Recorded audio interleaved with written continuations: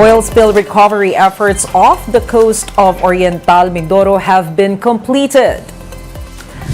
Mayon volcano continues to ooze lava and exhibit other signs of intensified unrest. And industry projections indicate a rollback in the prices of petroleum products next week.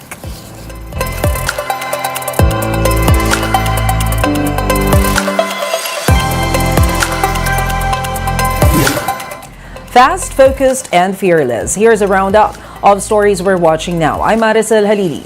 We begin the newscast with the Philippine Coast Guard confirming that oil spill recovery efforts in Oriental Mindoro have been completed.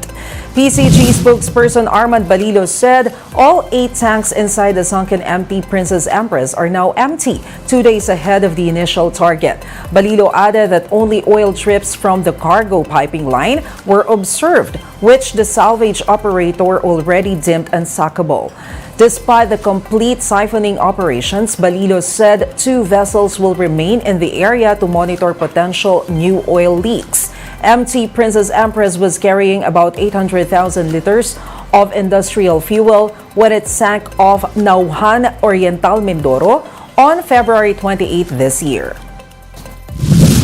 So yesterday we were shown the footage together with OCD, DNR, LGU, BIFAR, and Department of Science and Technology.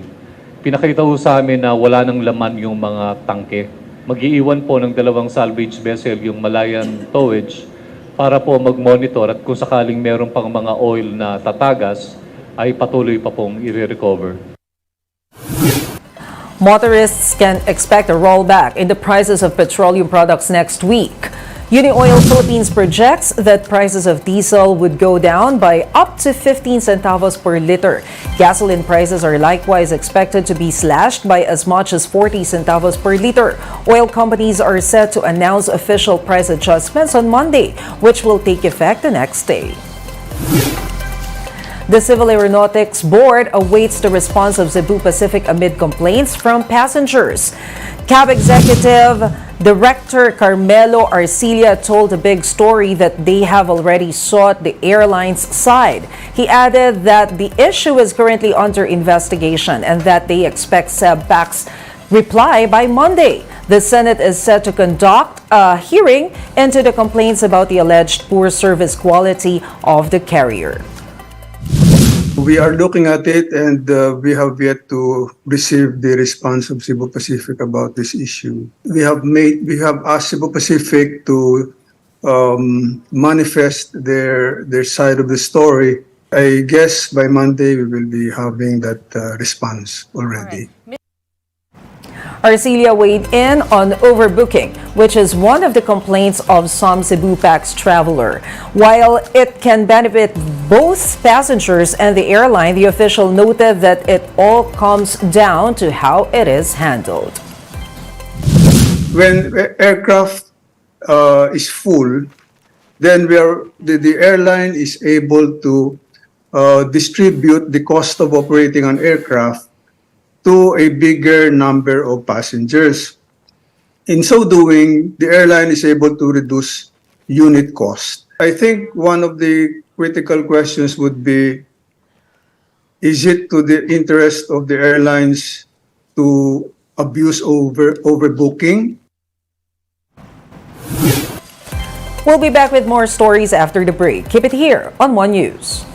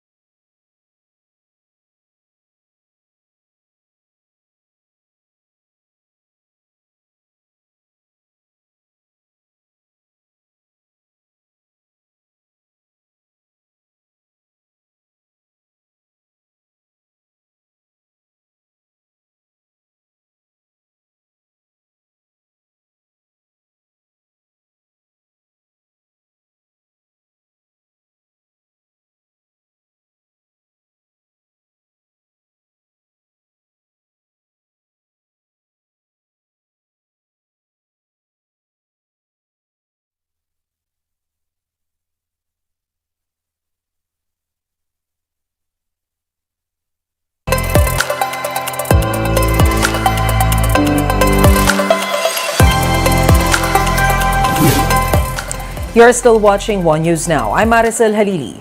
PHIVOLCS says lava continues to ooze out from Mayon volcano.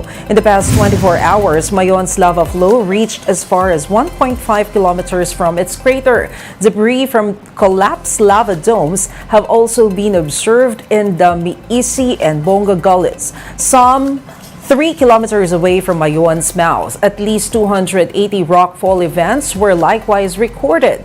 PHIVOLCS said there are indications of inflation in Mayon's edifice, which means that there might be a buildup of magma beneath the summit. Meanwhile, the NDRRMC reported that over 20,000 people living near Mayon have fled their homes. So far, nearly 40,000 people have been affected by the unrest, while no injury or death has been recorded. A Chinese Navy ship tailed Philippine-flagged BRP Francisco de Gojoy in the West Philippine Sea earlier this week. Camille Samonte with the story.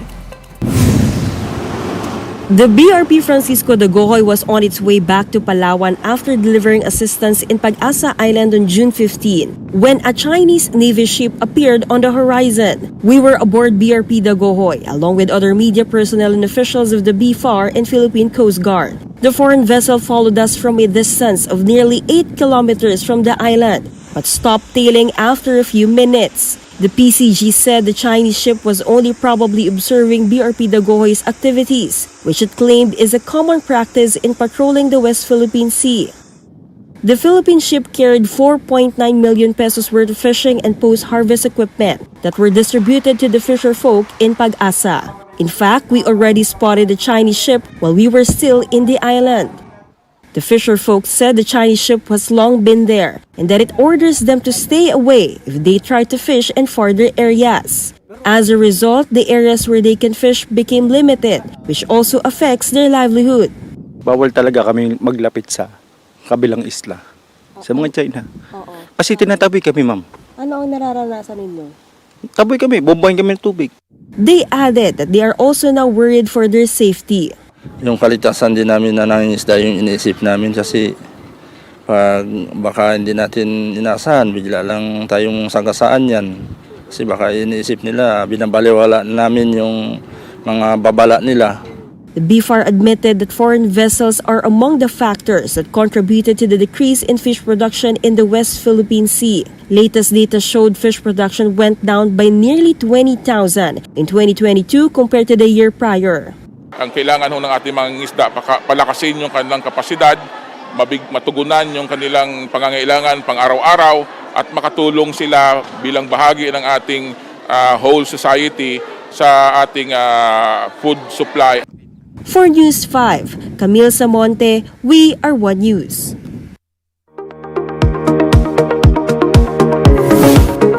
India's laws have yet to acknowledge same-sex marriage, but the country's wedding industry is slowly warming up to the idea. Let's watch this.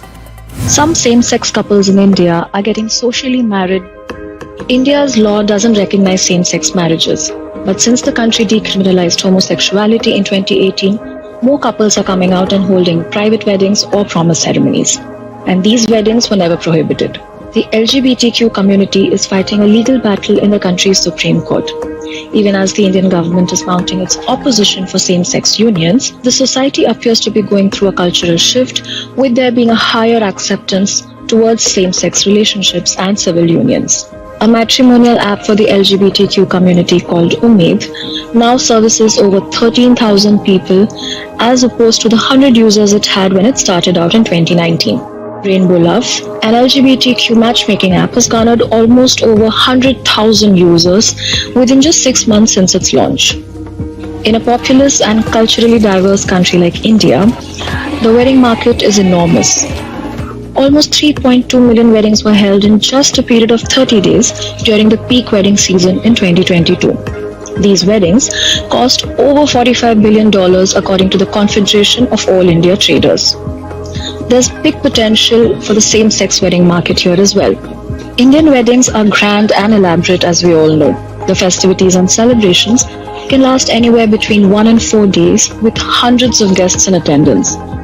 An average Indian wedding can cost anywhere between $3,700 all the way up to over $120,000 or even more.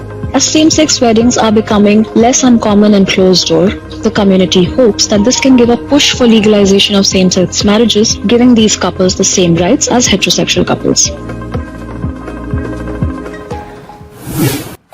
And those are the top stories of the hour. Join us again tomorrow as we monitor today's biggest stories. I'm Maricel Halili. We are One News.